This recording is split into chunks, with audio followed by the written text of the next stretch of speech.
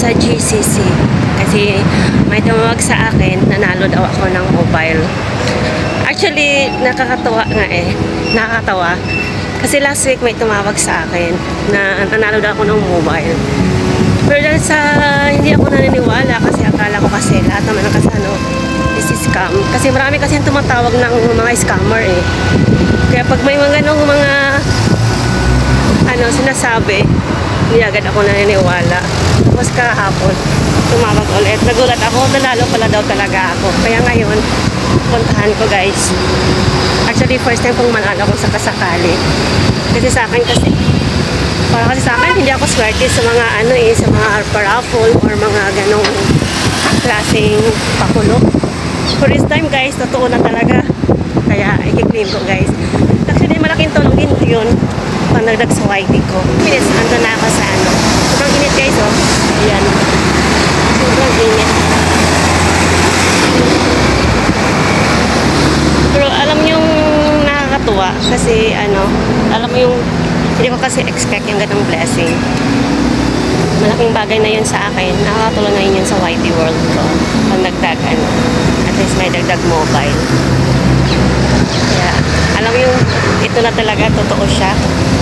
Kaya thanks God. So sana lahat naman ng is positive yung kahit lagi. Darating din yun, yung unexpected blessing sa atin. Ayan guys, papunta ko ngayon sa metro. Ayan, waiting pa. Ayan, pero after ilang minute ko, makakarating na rin ako doon sa sa destination ko. Mga lang naman, 10 minutes. Ayun. Waiting pa ako guys.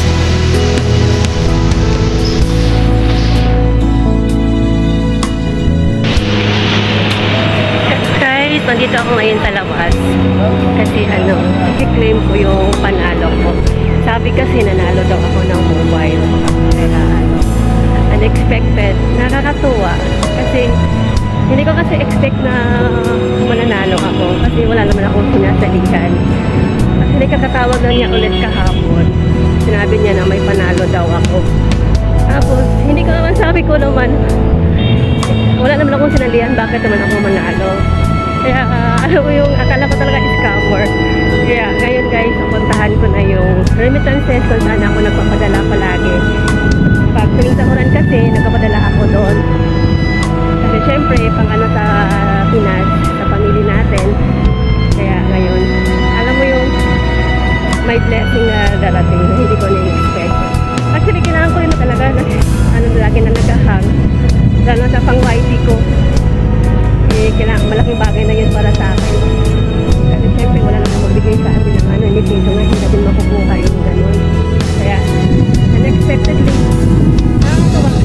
well,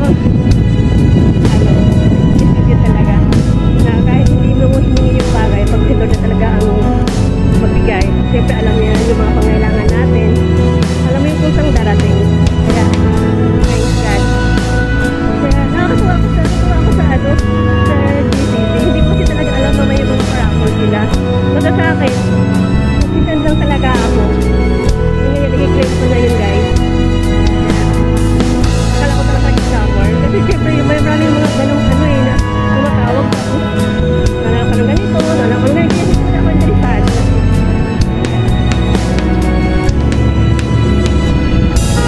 Actually, pala sa akin, hindi ako service sa mga bagay-bagay.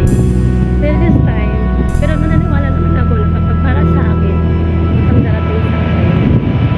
Kaya nga ang bait talaga ni Lord. Kasi alam niya kailangan ko ng mobile. Ito nanalo ko ng mobile. Kaya unexpectedly, kaya thank you so much.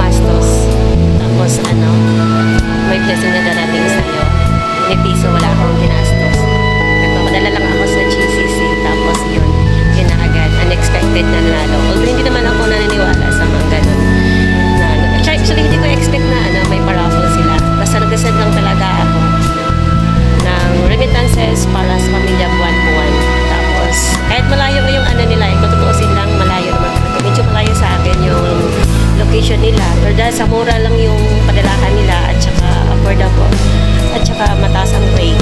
Kaya pinapuntahan ko talaga siya. Sinisingit ko siya sa schedule ko kahit papasok na ako sa work. Nagmamadali ako lagi pag pumunta ako doon. Kaya ngayon, this is it. Kaya akala ko yung unexpected blessing from them. Kaya totoo talaga siya guys. Actually, first time ko muna na mga ganito. Kaya nakakatuwa. Alam mo yung doon ako natuwa sa ano na kapag hindi mo hiningi, masang darating. Kaya thank you so much, Lord, for this blessing. Ito na yung panalo ko guys. Nagpadala lang ako doon sa GCC. Tapos ito na. Nanalo ako ng Samsung Galaxy. Hindi ako gumastos. Ayan na guys, mabuksan ko na siya. Actually, nakakatuwa. Alam mo yung first time kong manalo na ganito. Hindi ko expected. Unboxing tayo guys. Kasi sa totoo lang, sobrang thankful ako nito. Kasi nagbabalak naman talaga akong bumili ng mobile. Kaso nga lang kasi, dahil sa may mga priority ako. Kaya hindi ko pa siya naasikaso. Kung ano yung gusto ko, hindi ko pa talaga naman marunong magbukas. Ayan. Ikot-ikot. Ito na nga lang. Kasi ayan guys. Umipis lang siya guys. O diba?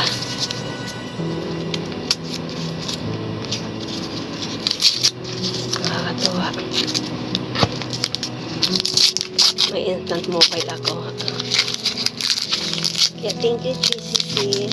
Kahit naman wala akong panalo, palagi pa rin ako sa inyo nagpapadala. Kasi mura lang kasi yung ano nyo, charge. Tapos, ayan guys, ito na. Ayan. Manipis lang siya. Ito na yung ano nun. Diba?